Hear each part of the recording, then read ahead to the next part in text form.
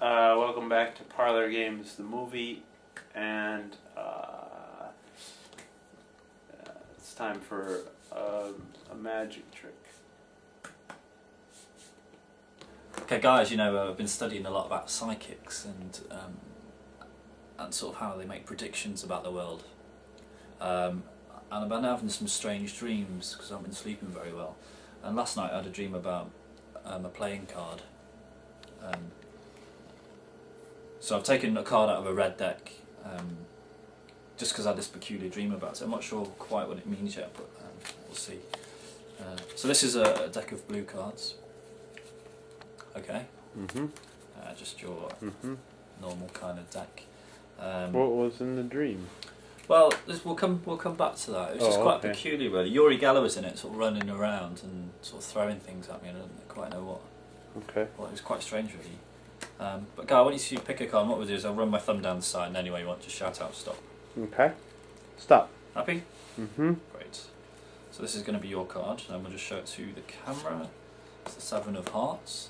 Okay, so we don't confuse it with any others. Do you want to just lean over and and write. And just write your name on there. Write my name. Okay. Guy. Okay, that's permanent. Mark, so we'll all recognise this card again if we saw it. Okay, and Guy, we haven't set this up in any way, have we? No. So you don't know. No, what's this going is on. magic. Lose your card. But it's not the kind of magic that anyone, should be nervous about. Well, I don't know. The dream was quite freaky, and what I'm trying to say is you could have selected any card from here, couldn't you? Yeah. And beforehand, I put this red card down on the table, and this is the really freaky thing. The red card is in fact the card that you'd selected, which is the one that'd been on the table all the way through. Yeah, that is eerie. Eerie or Yuri, did you say? Eerie. Well, I'm not sure. And now, welcome back to Parlour Games, the movie, and now it is time for stories from the Story Kitchen.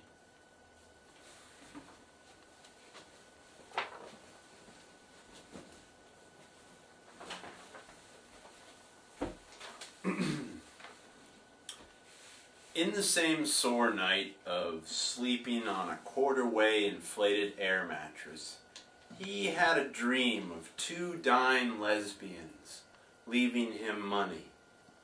In the morning he crawled from the tent.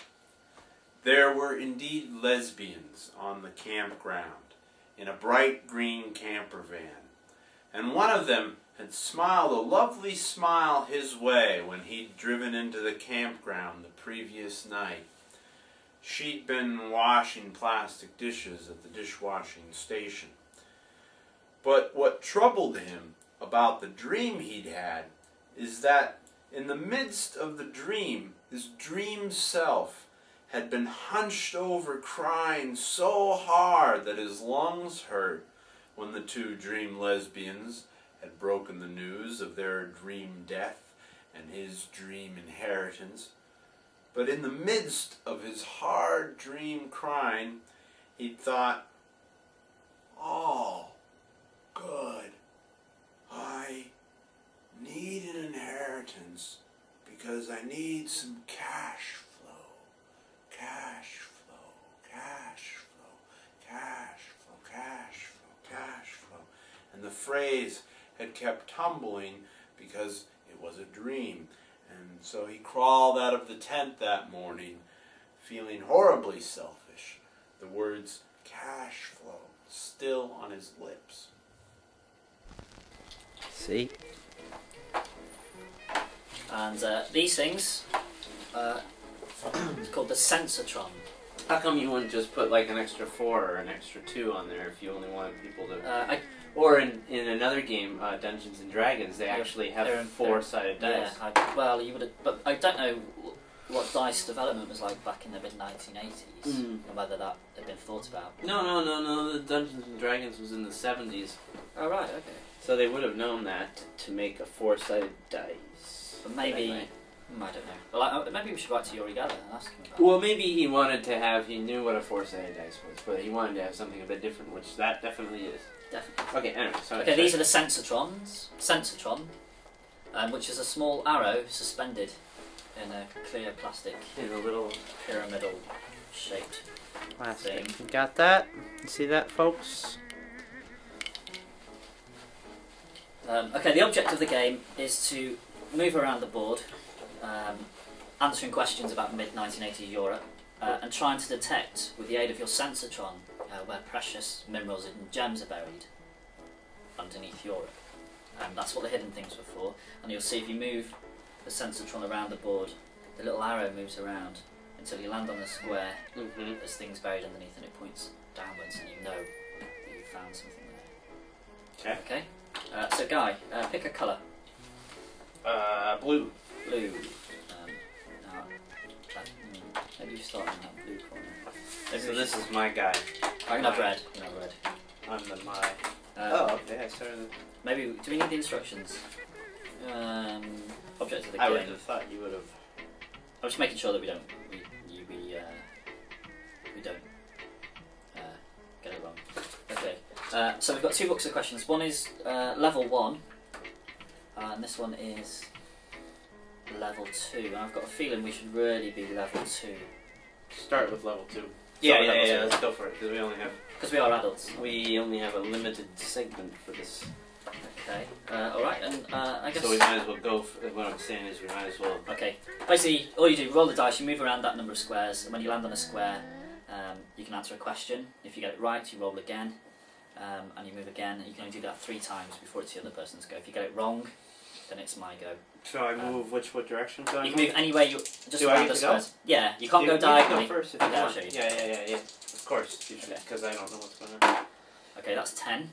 So I'm going to move from here. 1. You can't go diagonally, and you can't go back on yourself. That's 1, 2, 3, 4, 5, 6, 7, 8, 9, 10. Oh, so you're supposed to be watching the arrow. Yeah, and and see, if you see that you can't go back on a square, and so seeing if the arrow just kind move of around. does. So I know there's one there. And you can't go backward Yeah. onto a square that You've already been on. Okay. Gotcha. Okay, so Gotcha. and now I've got, Let me. you got some. I'm sorry. Just one quick camera check here. We don't actually have a cameraman, folks, so just have to check. Okay, It's all so- good though. That's great. So my question. Okay, I'm sorry. oh. Do I need to ask Yeah, you the question? you go to section E because I'm on E2. Section E, Number 2. number 2. And then because my 4-sided dice has landed on 4, you ask me Uh-huh. the 4th question in Oh. that section. Okay. Captain H.P. Douglas of the Royal Navy invented, and this is a question for you at home too, of course. Captain H.P. Douglas of the Royal Navy invented the Douglas scales in 1921. What do they measure? Welcome back to Parlor Games, the movie, and now it is time for poetry in the Poetry Kitchen. Ballpoint. A pale blue line crosses her cheek. An accidental tourist of cheap biro, scribbled while filling in all-rounded letters in a page of type. A habit acquired through a combination of moments of boredom, creative frustration, a desire to erase all negative space while searching for hidden patterns in the fragments of things, the calm found in finger-cramping concentration. You have ink on your face, I say. No, I don't. Yes, you do. Gently licking my finger, reaching over the tight tangle of limbs between us to rub it away. It has always been there, she replies, gently slapping my hand with defiant eyes. It is a strong vein beneath thin skin. She pauses a moment, leaving a wrinkly smile and a soft silence to sink in.